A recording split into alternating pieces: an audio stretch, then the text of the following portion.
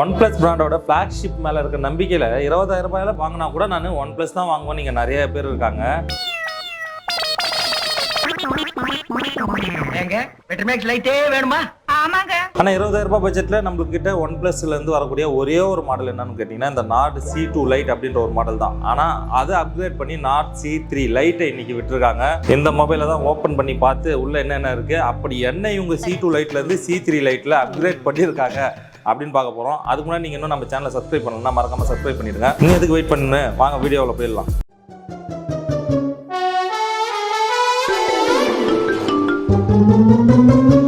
தலைவர் திமிங்கலம் தானங்கோ. அன்பாக்ஸ்ல இருந்து ஆரம்பிப்போம். பாக்ஸ் பார்த்தீங்கன்னா OnePlusோட அந்த பிளாக் கலர் பாக்ஸ். ஆனால் இந்த முறை எப்படி கொடுத்துருக்காங்கன்னா ப்ளூ கலரில் தனியாக ஒரு லேயர் கொடுத்துருக்காங்க. எப்பயுமே வந்து இந்த நாடுன்றது வந்து ஒரு பிளாக்ல கிளாசி ஃபீல்டில் தெரியும். ஆனால் இந்த முறை வந்து ப்ளூ கலரில் நாடு பிரிண்ட் பண்ணியிருக்காங்க. சைடில் பார்த்தீங்கன்னா OnePlus Nord CE3 Lite 5G அப்படின்னு மென்ஷன் பண்ணியிருக்காங்க. பேக் சைடில் திருப்பினா ஒன்றுமே இல்லை. நம்மக்கிட்ட வந்து லைம் கலர் தான் இருக்குது. நம்மக்கிட்ட பார்த்தீங்கன்னா 8GB RAM 256 ரோமுக்கு உண்டான ஒரு மொபைல் இருக்குது. 5Gன்றதை மென்ஷன் பண்ணியிருக்காங்க. பாக்ஸை ஓப்பன் பண்ணுவோம். ஓப்பன் பண்ணால் வழக்கம் போல் உள்ள ஒரு குட்டி பாக்ஸு. இது உள்ள என்ன இருக்குன்னு ஓப்பன் பண்ணி பார்ப்போம். டிரான்ஸ்பரண்டான ஒரு TPU கேஸ் கொடுத்துருக்காங்க.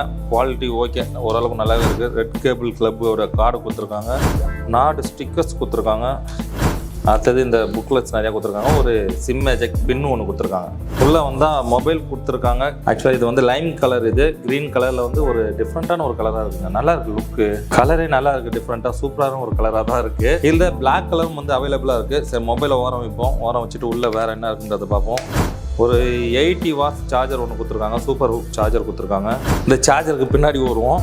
OnePlusக்கே உரித்தான ஒரு red colour type A to type C cable ஒன்று கொடுத்துருக்காங்க. கேபிள் குவாலிட்டியுமே நல்லா தான் இருக்குது. டிசைன், மொபைலோட டிசைன் பார்க்கல ரைட் சைடில் பார்த்தீங்கன்னா உங்களுக்கு பவர் ஆன் ஆஃப் பட்டன் கொடுத்துருக்காங்க. பாட்டமில் பார்த்தீங்கன்னா ஒரு ஸ்பீக்கர் கொடுத்துருக்காங்க. USB-C டைப் போர்ட் கொடுத்துருக்காங்க. ஒரு பிரைமரி மைக் ஒன்று கொடுத்துருக்காங்க. ஒரு 3.5mm ஜாக்கும் கொடுத்துருக்காங்க. அப்படியே லெஃப்ட் சைடில் வந்தோம் அப்படின்னா லெஃப்ட் சைடில் வந்து உங்களுக்கு வால்யூம் கண்ட்ரோல் பட்டன் கொடுத்துருக்காங்க. சிம் ஸ்லாட் கொடுத்துருக்காங்க. அப்படியே மேலே வந்தோம்னா மேலே ஒரு செகண்டரி நாய்ஸ் கேன்சலேஷன் மைக் கொடுத்துருக்காங்க. சிம் ஸ்லாட்டை பொறுத்த வரைக்கும் உங்களுக்கு 2 சிம்மு இல்லை ஒரு சிம் ஒரு மெமரி கார்டு போட்டுக்கலாம். ஹைப்ரிட் சிம் ஸ்லாட் தான் கொடுத்துருக்காங்க.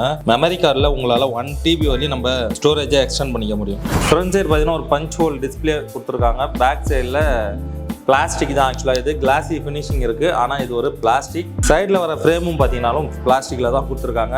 கேமராவுக்கு 2 பெரிய பம்பு கொடுத்துருக்காங்க. ஆனால் மொத்தமாக 3 கேமரா இருக்குது. கீழே இருக்க பம்புலேயே 2 கேமரா இருக்குது. ஃப்ளாஷ் லைட் பார்த்தீங்களா, ஏதோ ஒரு மாதிரி டிஃப்ரெண்ட்டாக கொடுத்துருக்காங்க. பூ மாதிரி இருக்குது உள்ளார. பாக்ஸி டைப்பில் ஒரு மொபைல், அவ்வளோதான். கிளாசி டைப் கொடுத்துருந்தாலுமே பார்த்தீங்கன்னாலும் உங்களுக்கு இது கொஞ்சம் கிரிப்பாக தான் இருக்குது. வழுக்கிற மாதிரிலாம் இல்லை, நல்லாவே இருக்குது. வழக்கம் போல் மொபைலோட டிஸ்பிளேல வந்து ஆரம்பிப்போம். Nord C2 Liteோட அப்கிரேட் தான் இந்த Nord CE3 Lite. அதனால இந்த டிஸ்பிளேவில் என்ன அப்கிரேட் பண்ணியிருக்காங்கன்னு கேட்டிங்கன்னா Nord C2 Liteல பார்த்தீங்கன்னா உங்களுக்கு 6.59 இன்ச்சஸ் உண்டான ஒரு IPS LCD டிஸ்பிளே கொடுத்துருந்தாங்க. Nord CE3 Liteல பார்த்தீங்கன்னா 6.72 இன்ச்சஸ் உண்டான ஒரு IPS LCD டிஸ்பிளே கொடுத்துருக்காங்க. Refresh rate 120Hz refresh rate இருக்கு. அடாப்டிவ் ரெஃப்ரெஷ் ரேட் தான் உங்களுக்கு 30 ரெஃப்ரெஷ் ரேட்ல இருந்து 120 வரையும் வந்து ஆட்டோமேட்டிக்கா உங்களுக்கு ரெஃப்ரெஷ் ரேட் வேரியபிள் ஆகுது. பீக் பிரைட்னஸ்னு பார்த்தீங்கன்னா 680 நெட்ஸ் வரையும் போகுது. இண்டோர்ல பார்க்கறதுக்கு நல்லாவே இருக்கு. இண்டோரில் வந்து குறை சொல்கிற அளவுக்கு இல்லை, ஏன்னா இது வந்து 8-bit பேனல் கொடுத்துருக்காங்க. டிஸ்பிளேவை பொறுத்த வரைக்கும் இண்டோரில் ஓகே, அவுட்டோரில் நேரில் நின்று பார்த்தாலாம் கொஞ்சம் கிளாராக தான் தெரியுது. இதே நான் வெயிலில் நின்று பார்ப்பேன் எப்படி இருக்குன்னு. டைரக்ட் சன்லைட்டில் இப்போ வச்சு எடுத்துகிட்டு இருக்கேன். எப்படி இருக்குன்றதை பார்த்துக்கோங்க. பிரைட்னஸ் தெரியுதா என்னன்றது ஓகே தான், பட்டு கொஞ்சம் கை வச்சு தான் பார்க்கணும். கிளார்லாம் ரொம்ப ஓவராக இருக்குது. Nord CE2 Liteல பார்த்தீங்கன்னா பிக்சல் டென்சிட்டி அதிகம். 401 ppi கொடுத்துருந்தாங்க. ஆனால் இதில் பிக்சல் டென்சிட்டி என்ன கொடுத்துருக்காங்கன்னா 392 ppi தான் கொடுத்துருக்காங்க. இதுதான் அப்கிரேடா. ஒர்லா கிளாஸ் இருக்குல்ல இந்த டிஸ்பிளே ப்ரொடெக்ஷனுக்கு, அது மாதிரி இதில் என்ன யூஸ் பண்ணியிருக்காங்கன்னா அசாகி டிராகன் டைல் அப்படின்னு சொல்லிட்டு இதில் ப்ரொடெக்ஷனுக்கு கொடுத்துருக்காங்க.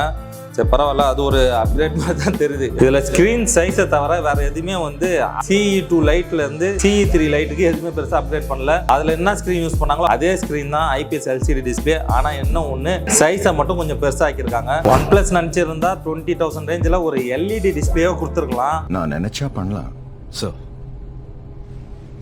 ஆனால் பண்ண மாட்டேன்.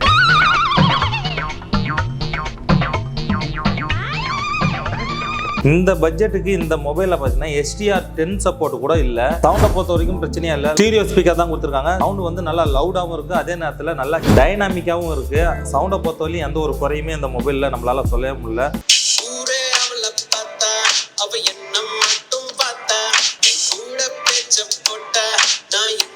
அவ்வளோ ஸ்மார்ட்டா. நெக்ஸ்ட் பர்ஃபார்மன்ஸுக்கு வருவோம். இது வந்து CE2 லைட்டோட அப்கிரேட் தான் CE3 லைட்டு. இதில் பர்ஃபார்மன்ஸ் வைஸ் என்ன அப்கிரேட் பண்ணியிருக்காங்கன்னு கேட்டிங்கன்னா, அதில் வந்து ஆண்ட்ராய்டு வெர்ஷன் 12 வரும்.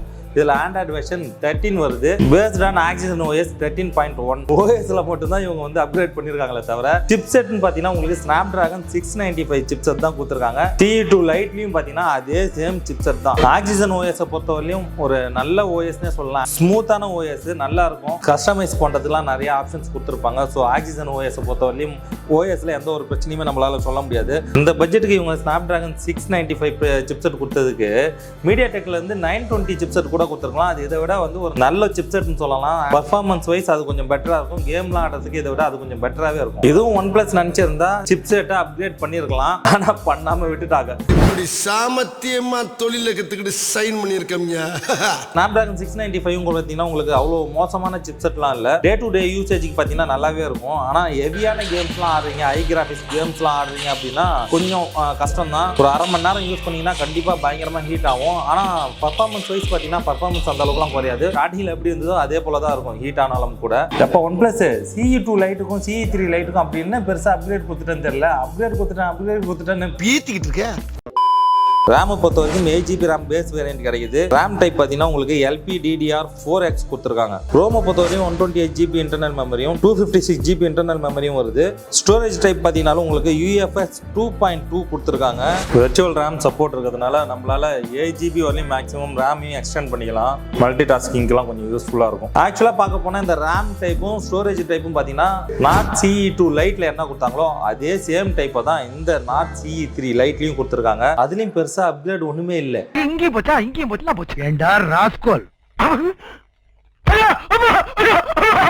மொபைலோட கேமரா அப்படின்னு பார்க்கக்குள்ள இவங்க சொல்றாங்கல்ல நாங்க அப்கிரேட் பண்ணிட்டோம்னு. அவங்க பண்ண அப்கிரேட் என்னன்னா இந்த கேமராவில தான் இருக்கு. இதுக்கு முன்னாடி ஜென்ரேஷன்ல பார்த்தீங்கன்னா உங்களுக்கு 64 மெகா பிக்சல் கேமரா தான் கொடுத்துருந்தாங்க. ஆனா இதுல 108 மெகா பிக்சல் பிரைமரி கேமரா கொடுத்துருக்காங்க. f1.7 அப்பச்சர் வேல்யூவோட கொடுத்துருக்காங்க.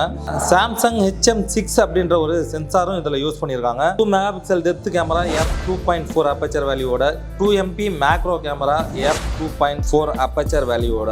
மற்ற ரெண்டு கேமராவும் எந்த ஒரு அப்கிரேடும் இல்லை. ஆனால் பிரைமரி கேமராவில் அப்கிரேட் பண்ணியிருக்காங்க. 64 மெகா பிக்சல் கேமராவில் வந்து 108 மெகா பிக்சல் கேமராவுக்கு அப்கிரேட் பண்ணியிருக்காங்க. அது ஒரு நல்ல விஷயம் தான்.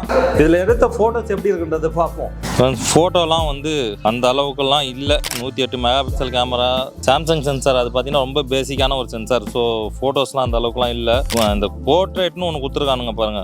எதுக்கு கொடுத்துருக்கானுங்கன்னு உண்மையாலுமே தெரியல. எட்ஜெலாம் சுத்தமாக டிடெக்டே ஆகல. ரொம்ப ஒரு மாதிரி பிளர் ஆகுது. பேக்ரவுண்டும் சேர்த்து நம்ம மூஞ்சியும் சேர்த்து பிளர் ஆகுது. மேக்ரோவுக்கு வந்தால் மேக்ரோவுக்கும் அதே நிலைமை தான். ஏதோ ஒரு கேமரா கொடுக்கணும்னு கொடுக்குறாங்க. இந்த ஸ்டில்லாச்சு பரவாயில்ல, ஓரளவுக்கு ஓகே. இன்னொரு பூவை எடுத்தோம். இதில் வந்து பார்த்தீங்கன்னா ஒன்றுமே தெரியல, கலர் தெரியல, டிஃப்ரெண்ட்டே தெரியல. பேக்ரவுண்டுக்கும் இந்த பூவுக்கும் பார்த்தீங்கன்னா அந்த அளவுக்கு டிஃப்ரெண்ட்டே தெரியல. Normal 3x 6x maximum 6x வரையும் தான் நம்மளால் ஜூம் பண்ண முடியுது. ஃப்ரெண்ட்ஸ், வீடியோ 1080 பிக்சல்ஸில் 30 ஃப்ரேமில் ரெக்கார்ட் ஆகுது. மேக்ஸிமம் ரெக்கார்டு ஆப்ஷனே இதுதான் கொடுத்துருக்காங்க. எப்படி இருக்குன்றதை பார்த்துக்கோங்க. வீடியோ கிளாரிட்டி எப்படி இருக்குன்னு பார்த்துக்கோங்க. வீடியோ ஸ்டெபிலைசேஷன் எப்படி இருக்குன்னு பாருங்கள். இப்போ வந்து ஜஸ்ட் வாக்கிங் தான் பண்ணுறோம். வீடியோ ஸ்டெபிலிட்டி எப்படி இருக்குன்றதை பார்த்துக்கோங்க. எனக்கு தெரிஞ்சு ரன் பண்ணக்குள்ளே ஸ்டெபிலிட்டி ஆகிற மாதிரியே தெரில. ஐயோ, வீடியோ ஸ்டெபிலைசேஷனே இல்லைன்னு நினைக்கிறேன். அப்படியே செல்ஃபி கேமராவுக்கு வரும். செல்ஃபியில் பார்த்தீங்கன்னா ஃப்ரண்ட்டில் ஒரு பஞ்ச் ஹோலில் செல்ஃபி கொடுத்துருக்காங்க. OnePlusல செல்ஃபி அப்படின்னாலே 16 மெகா பிக்சல் கேமரா அப்படின்னு நம்ம முடிவு பண்ணிக்கலாம். OnePlusஸை பொறுத்தவரைக்கும் பட்ஜெட் ரேஞ்ச் ஃபோன்லேருந்து ஃப்ளாக்ஷிப் ஃபோன் வரலையும் எது வாங்கினாலும் பார்த்தீங்கன்னா உங்களுக்கு 16 மெகா பிக்சல் கேமரா தான். இது மாதிரி நேரத்தில் தான் இந்த ஃப்ளாக்ஷிப் ஃபோன்லாம் வாங்குறாங்கல்ல, அவங்களாம் ரொம்ப மன உளைச்சலுக்கு ஆளாயிடுவாங்க. செல்ஃபியில் எடுத்த ஃபோட்டோஸ்லாம் ஓரளவுக்கு நல்லாவே இருக்குது. ஸ்கின் டோன் பார்த்தீங்கன்னாலும் கொஞ்சம் ஓகேவாக தான் இருக்குது. நல்லா டீட்டெயில்ஸும் நல்லா காமிக்குது. அதே போல் ஃப்ரண்ட் கேமராவிலையும் உங்களுக்கு வீடியோ எடுக்க முடியும். இதுலேயும் வந்து உங்களுக்கு 1080 பிக்சல்ஸில் 30 ஃப்ரேம்ஸ் சொல்லி நம்மளால் வீடியோ ரெக்கார்ட் பண்ண முடியுது. கேமராவை 108 மெகா பிக்சலுக்கு அப்கிரேட் பண்ணாலும் உள்ளே இருக்கிற ஆப்ஷன்ஸ் எல்லாமே பார்த்தீங்கன்னா பழைய ஜென்ரேஷனில் இருந்தால் இருந்ததோ அதே ஆப்ஷன் தான் இதுலேயும் இருக்குது. இந்த ரேஞ்சில் மற்ற பட்ஜெட்லலாம் 4K வீடியோவே எடுக்க முடியுது. நீங்கள் என்னன்னா 1080ல் 30 ஃப்ரேமில் கொடுக்குறீங்க. அதுவும் ஃப்ரண்ட் கேமராவில் செல்ஃபியில் வீடியோ எடுத்துகிட்டு இருக்கோம். வீடியோ ஆடியோ ரெண்டுமே இதில் தான் ரெக்கார்ட் ஆகிட்டுருக்கு. 1080 பிக்சல்ஸில் 30 ஃப்ரேமில் ரெக்கார்ட் ஆகுது. எப்படி ஆகுதுன்னு பார்த்துக்கோங்க. உச்சி வெயிலாக இருக்குது. நிழல் பக்கமாக வந்துடும். அப்படியே ஸ்டெபிலைசேஷன் இதுலேயும் அந்தளவுக்கு பெருசாக ஒர்க் ஆகல. பட் ஆனால் பேக் கேமராவோட ஃப்ரண்ட் கேமராவில் வீடியோ ஓரளவுக்கு ஓகே மாதிரி தருது.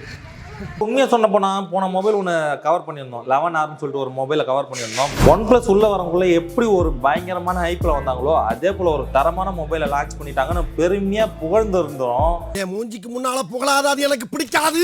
எனக்கு பிடிக்காதுன்னு சொல்லிட்டு இப்படி ஒரு மாடலை லான்ச் பண்ணியிருக்காங்களான்னு தெரியல. பழைய ஜென்ரேஷனுக்கும் இந்த ஜென்ரேஷனுக்கும் பார்த்தீங்கன்னா பெரிய அப்கிரேடெல்லாம் ஒன்றுமே இல்லை என்னை பொறுத்தவரையும். பேட்டரிக்கு வருவோம். பேட்டரியை பொறுத்தவரையும் 5000 mAh பேட்டரி. நாடு CE2 லைட்ல பார்த்தீங்கன்னாலும் அதே 5000 mAh பேட்டரி தான் கொடுத்துருக்காங்க. அப்போ OnePlus இதுலயும் அப்கிரேட் போச்சா? ஆனால் சார்ஜர்ல ஒரு பெரிய அப்கிரேட் பண்ணியிருக்காங்க. பழைய ஜென்ரேஷன்ல உங்களுக்கு 33 வாட்ஸ் தான் வந்து சப்போர்ட் பண்ணும் சார்ஜர். ஆனால் இதுல வந்து உங்களுக்கு 67 வாட்ஸ் வரையும் சார்ஜர் சப்போர்ட் பண்ணும். ஆனால் பாக்ஸ்ல பார்த்தீங்கன்னா உங்களுக்கு 80 வாட்ஸ் சார்ஜர் கொடுத்துருக்காங்க. இல்ல புரியல. அது ஒன்றும் இல்லை. என்னடா நம்ம எதிர்பார்த்ததை விட இவன் அதிகமான சார்ஜர் கொடுத்துருக்காங்க. அவ்வளோ நல்லவன இந்த OnePlus. இவனுக்கு முகரக்கட்டையெல்லாம் பார்த்தாக்க அவ்வளவு நல்லவனுங்க மாதிரி தெரியலையடா. OnePlusல 80 வாட்ஸ் சார்ஜர் வந்து நிறைய மேனுஃபேக்சரிங் பண்ணி வச்சுட்டு இருப்பாங்க. அது எப்படி காலி பண்றதுன்னு தெரியாம அதை விட சார்ஜர் கம்மியா சப்போர்ட் பண்ற எல்லா மாடலுக்கும் 80 வாட்ஸ் சார்ஜரை பாக்ஸ்லயே போட்டு கொடுத்துறாங்க. அது எப்படி? அதெல்லாம் ஒரு தொழில் ரகசிய ஐயாச்சாமி. ஆனா 80 வாட்ஸ் சார்ஜர் போடுறதுக்கும் ஒரு மனசு வேணுங்க. அவன் சார்ஜரே கட் பண்ணிட்டான், இவன் 80 வாட்ஸ் போடுறானே, பெரிய விஷயம் தான். ஓவராலா பார்க்கக்குள்ள 20,000 ரேஞ்சுக்கு இந்த மொபைலை போட்டிருக்காங்க. இந்த மொபைலுக்கும் பழைய நாடு CE2 லைட்டுக்கும் என்ன பெரிய அப்கிரேடுன்னு பாத்தீங்கன்னா டிஸ்பிளே மட்டும் லைட்டா பெருசா ஆக்கியிருக்காங்க. கேமராவில் 64 மெகா பிக்சல் இருந்து 108 மெகா பிக்சலுக்கு வந்திருக்காங்க. ஃபாஸ்ட் சார்ஜ் பாத்தீங்கன்னா உங்களுக்கு 33 வாட்ஸ்ல இருந்து 67 வாட்ஸுக்கு மாறி இருக்கு. இதை தவிர்த்துட்டு பெரிய அப்கிரேட் இதுக்கு கொடுத்துருக்காங்கன்னா பெருசாலாம் ஏதோ அப்கிரேட் கொடுத்த மாதிரி எனக்கு தெரியல. ஆனால் இந்த பட்ஜெட்டில் நீங்கள் பார்த்தீங்கன்னா ஐக்யூல SatZ இதை விட கொஞ்சம் பெட்டரான மொபைலாக எனக்கு தெரியுது. LED டிஸ்பிளே கொடுத்துருப்பாங்க. இதை விட அது கொஞ்சம் பெஸ்ட்டான ப்ராசஸரு. பட் எது எப்படி இருந்தாலும் OnePlusக்குன்னு ஒரு ஃபேன் பேஸ் இருக்கு. இடியே தலையில் விழுந்தாலும் சரி தான் நான் OnePlus தான் வாங்குவேன் அப்படின்னு நிற்பாங்க. அவங்களுக்கு இந்த 20,000 இந்த மொபைல் வந்து அப்கிரேட் பண்ணல அப்படின்னாலும் ஸ்டில் இது ஒரு பெட்டரான மொபைல் தான். கடைசியாக ஒரு ஷவுட் அவுட் கொடுத்துருவோம். இந்த மொபைல் வந்து நீங்கள் வாங்க போறீங்க அப்படின்னா ஆன்லைனில் செக் பண்ணி பாருங்க, இல்லை மார்க்கெட்லையும் விசாரிச்சு பாருங்க. டிஸ்கிரிப்ஷனில் அக்காட் மொபைல் கேலரியோட டீடைல்ஸ் கொடுத்துருக்கேன். அவங்க கிட்ட ஜஸ்ட் ஒரு என்கொயரி பண்ணுங்க. பிரைசிங் உங்களுக்கு செட் ஆச்சுன்னா பர்ச்சேஸ் பண்ணுங்க. ஆல் ஓவர் இந்தியா டெலிவரியும் பண்றாங்க. மீண்டும் ஒரு வீடியோவில் சந்திப்போம். பாய் பாய். ஆக்கிரமிங்க கொஞ்சம் ஹெல்ப் பண்ணப்படாது. நீ கேட்கலையே. கேட்டா தானா? Yes. Please help me. Help நான் நினைச்சா பண்ணலாம் சார், ஆனா பண்ண மாட்டேன்.